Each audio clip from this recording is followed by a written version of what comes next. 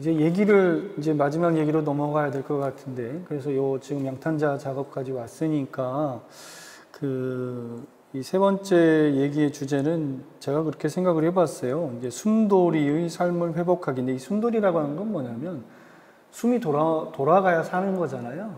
그렇죠? 숨 돌아가야 사는 건데, 숨이 안 돌아가는 사회에 숨을 돌리는 작업이겠구나. 그러니까 뭐 예술이라고 하는 것이 무슨 거대한 탱크나 꼭 그런 어마어마한 것만이 엄청난 사건이라고 저는 생각하진 않거든요. 작은 것, 미세한 것, 실지라도 그것이 예술의 언어라고 하는 것은 큰 파장을 일으킬 수 있는 거기 때문에. 근데 선생님 작업을 이렇게 보면서, 이 모두를 위한 양탄자로 건너가는 삶은 무엇일까? 그 삶의 여정은 뭘까? 이제 이런 생각이 들었어요. 첫날 전시 보러 온 날 저 계단 위에서 이걸 보면서 그런 생각이 먼저 들더라고요. 저는 고향이 신안이고 목포에서 배를 5시간을 타고 다녔어요. 저는 멀미를 극심하게 하거든요. 그래서 매번 양탄자를 탔으면 좋았을 텐데 배를 타고 다니느라고 거의 반 초조금이 돼요. 집에 갔다 오면. 너무 멀미를 심하게 해서. 근데 그런데 그 생각이 들었어요. 저 물이 저한테는 고향으로 가는 바닷길 같았고, 그리고 그 배가 크진 않아요. 과거에 타고 다니던 배는.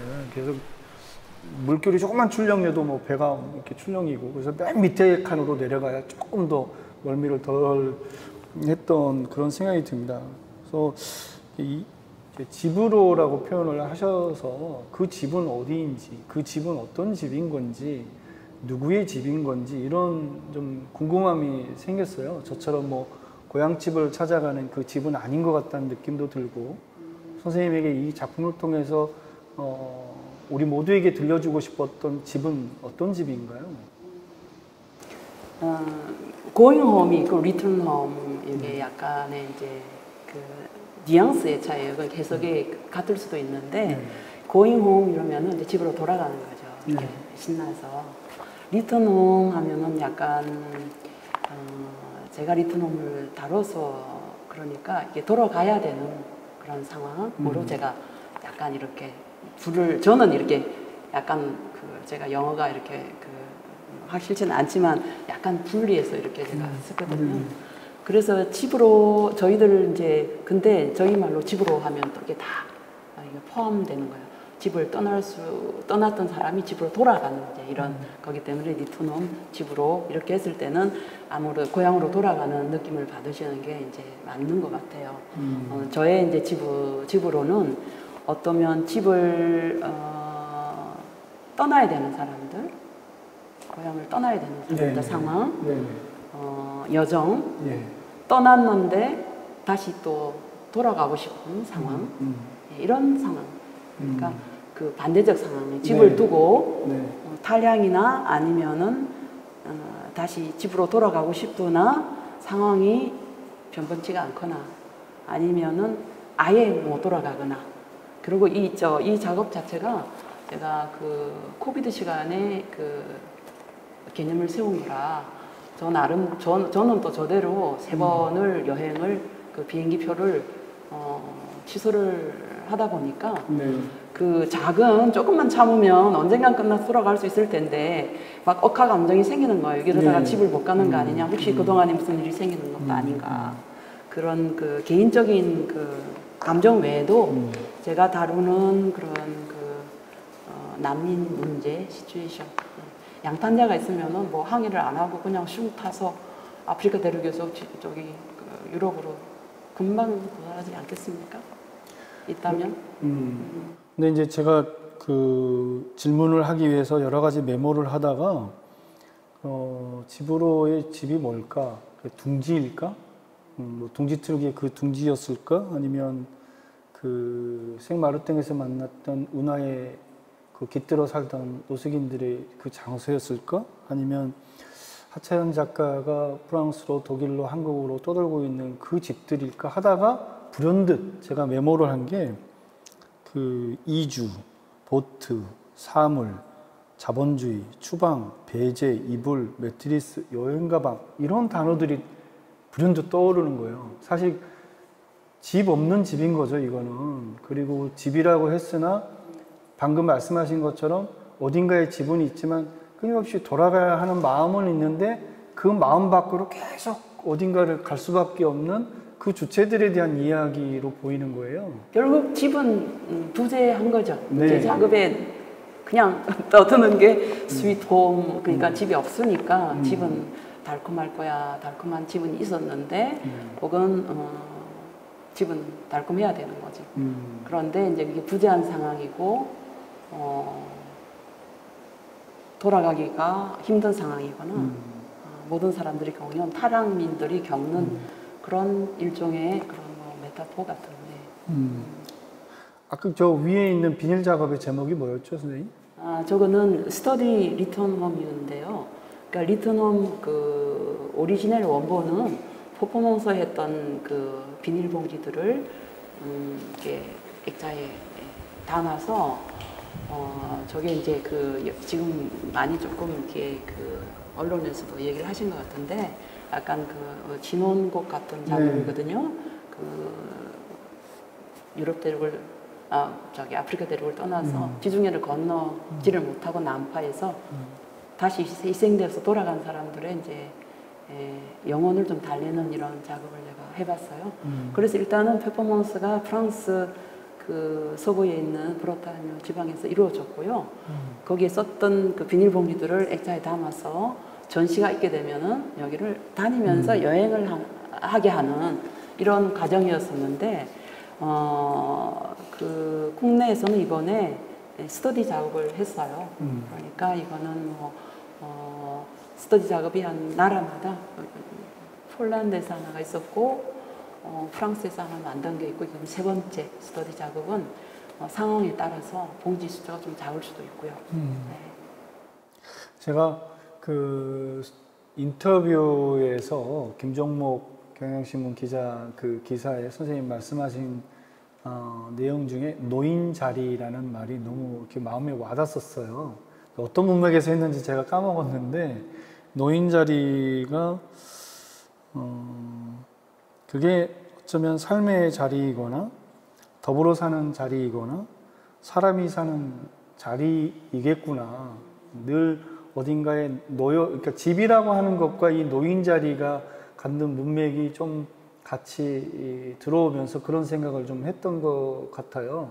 근데 이제 저 위에 그 리턴 홈이라는 작업을 보면서 그 자리가 그 노인 자리는 더 이상 이제 그들이 부유하지 않고 그 숨이 어딘가에 잘 안착되기를 바라는 마음으로 이제 이렇게 눌러 놓으셨잖아요. 퍼포먼스 하실 때 보면.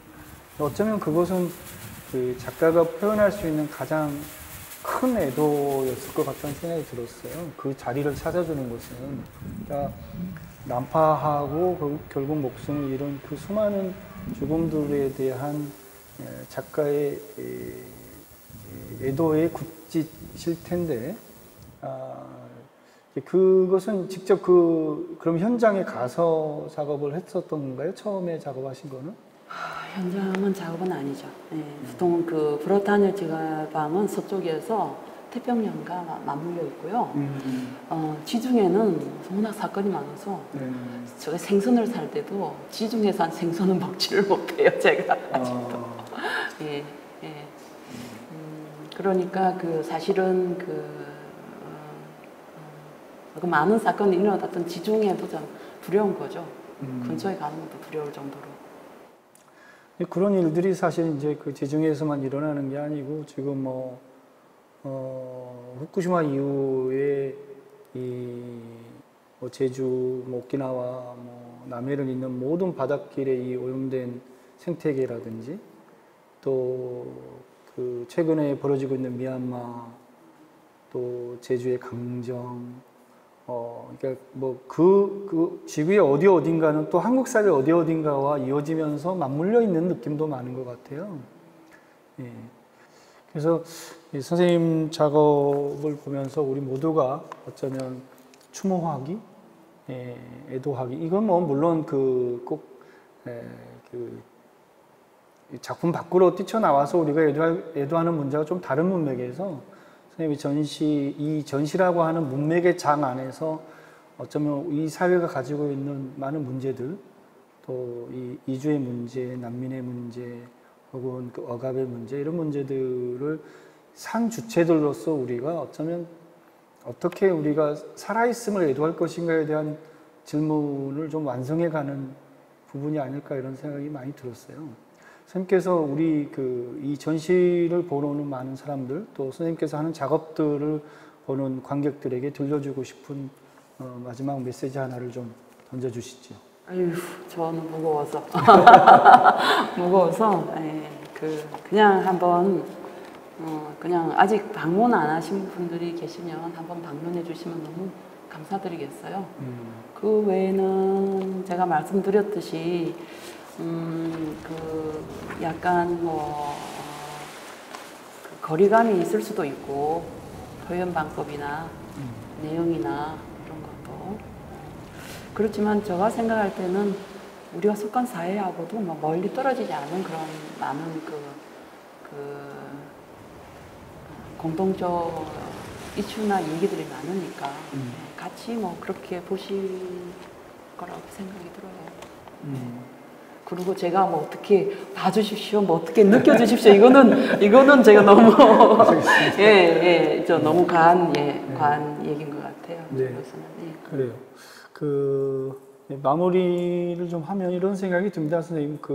이거는 다른 문맥일 수도 있겠지만, 예술이 20세기, 21세기 이렇게 근대 이후에 모더니즘, 포스트 모더니즘 이렇게 불려지기도 하지만, 예술이 예술 안에 점점점 열리는 게 아니라 갇히는 느낌을 좀 많이 받아요.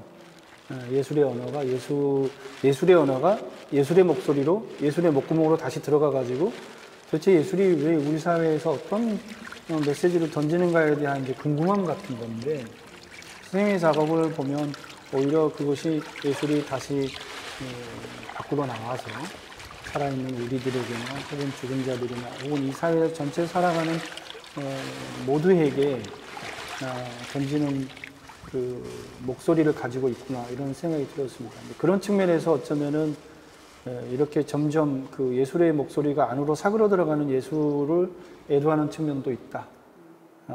예술이 다시 좀 싱싱하게 살아올라서 퍼덕거리면서 관객들과 또 모두와 함께 대화할 수 있는 예술의 언어는 무엇일까, 이런 질문도 좀 많이 가졌던 시간인 것 같습니다. 수고 많으셨습니다. 네, 감사합니다. 네. 네.